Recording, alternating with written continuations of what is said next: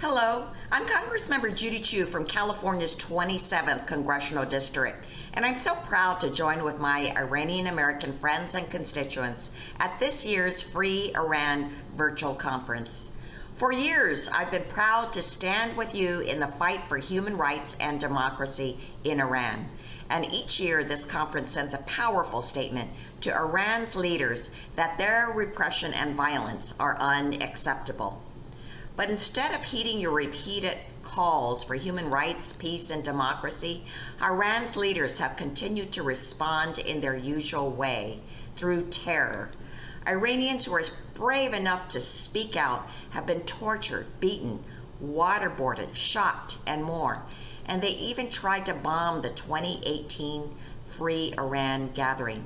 Fortunately, the would-be terrorist was caught and convicted.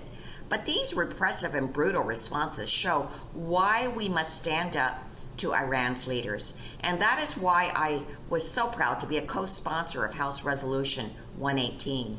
This critical resolution condemns Iranian state-sponsored terrorist attacks and expresses support for the people of Iran who are engaged in legitimate and peaceful protests against the Iranian regime.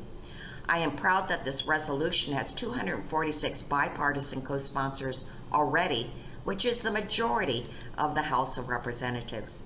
Having such a large bipartisan bill condemning the Iranian government's support for terrorism sends a clear signal to the people of Iran that they are not alone. That message is especially important now as one of Iran's most brutal killers, Ebrahim Raisi, was just elected president in an election that was neither fair nor free.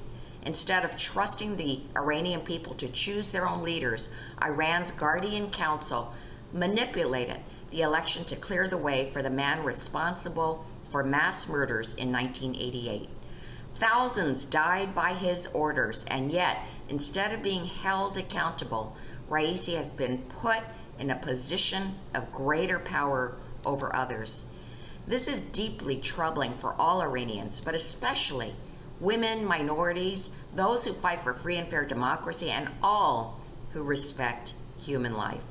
That is why it is more important than ever that we continue to speak out against this state-led violence, and why we need resolutions like House Resolution 118 to let Iran's leaders know that we are watching, and to let the people of Iran who fight for freedom and democracy know they are not alone.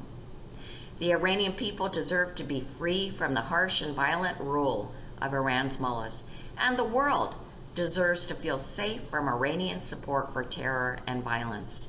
I support your work to establish a free and democratic Iran that works with the U.S. and others to build a safer world.